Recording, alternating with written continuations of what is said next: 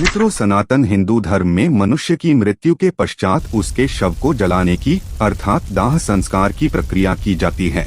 लेकिन हिंदू धर्म में कई बार शव को दफनाया भी जाता है। हिंदू धर्म में साधु और बच्चों के शव का दाह संस्कार न करके उन्हें दफनाया जाता है। साधुओं के शव को दफनाने के बाद उस स्थान पर समाधि बनाई जाती है, जबकि बच्चों के शव को दफनाने के पश्चात कोई समाधि नहीं मिलती है। इसके पीछे का रहस्य जानने के लिए आप इस वीडियो को अंत तक जरूर देखें। नमस्कार मित्रों, आप सभी का स्वागत है। मित्रों, गरुड़ पुराण के वर्णित कथा के अनुसार एक बार पक्षीराज गरुड़ ने भगवान श्री हरि विष्णु से पूछा, है प्रभु, मनुष्य के मृत्यु के उपरांत उसकी आत्मा के साथ क्या होता है? ये तो आपने मुझे भली भांति समझाया, लेकिन अगर किसी स्त्री का गर्भपात हो जाए या फिर यदि जन्म के बाद 2 वर्ष की उम्र तक किसी बालक या बालिका की मृत्यु हो जाए तो उस नवजात बालक की आत्मा के साथ क्या होता है? कृपया करके मुझे बताएं। तब भगवान श्री हरि पक्षीराज गरुड़ को संबोधित करते हुए कहते हैं, है पक्षीराज गरुड़, जब किसी स्त्री का गर्भपात हो जाए या फिर यदि किसी बालक का जन्म के 2 वर्ष पूर्व ही मृत्यु हो जाए तो उसे जलाने के बजाय जमीन में गड्ढा खोदकर उसे दफना देना चाहिए और इससे अधिक उम्र के मनुष्य की मृत्यु होने पर उन्हें जलाकर दाह संस्कार कर देना चाहिए। जब भी मनुष्य जन्म लेता है तो वह 2 वर्ष की उम्र तक दुनियादारी और इस संसार की मोह माया से परे रहता है। ऐसी स्थिति में उसके शरीर में विराजमान आत्मा को उस शरीर को मोह नहीं होता है। ऐसे में जब कोई 2 वर्ष से कम उम्र का बालक मृत्यु को प्राप्त होता है तो आसानी से उस शरीर का त्याग कर देता है और पुनः उस शरीर में प्रवेश करने की कोशिश भी नहीं करता है।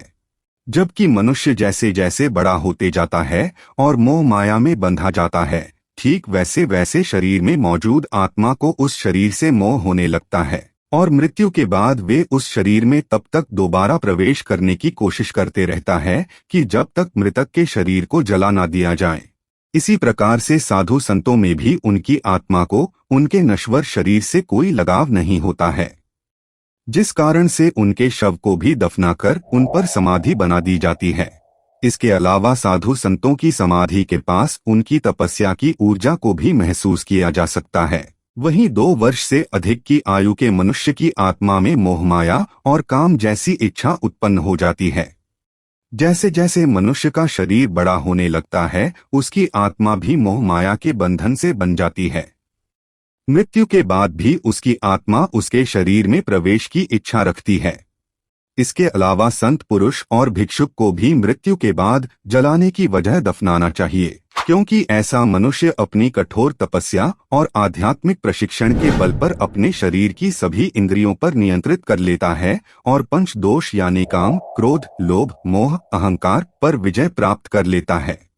ऐसे में उस शरीर में उपस्थित आत्मा को उस शरीर से कोई लगाव नहीं रह जाता है और जब ऐसे मनुष्य की मृत्यु हो जाती है तो वह बिना किसी बाधा अपने शरीर को त्याग करके परमधाम को चले जाते हैं। बच्चे की आत्मा का पुनर्जन्म जल्दी हो, इसके लिए बच्चे के माता पिता को अपनी इच्छा के अनुसार दान करना चाहिए, क्योंकि बच्चों का पिंडदान नहीं किया जाता है और न ही उनका मुंडन हो चुका होता है। इसलिए मृत बच्चों के माता पिता को अपने इच्छा के अनुसार दान धर्म अवश्य करना चाहिए। तो मित्रों, इस प्रकार से भगवान श्री हरि विष्णु ने पक्षीराज गरुड़ को समझाया। अगर आपको ये जानकारी अच्छी लगे तो इस वीडियो को लाइक करके, चैनल को सब्सक्राइब करके कमेंट में जय श्री हरि, जय पक्षीराज गरुड़ अवश्य लिखे। इस वीडियो को अंत तक देखने के लिए आप सभी का धन्यवाद।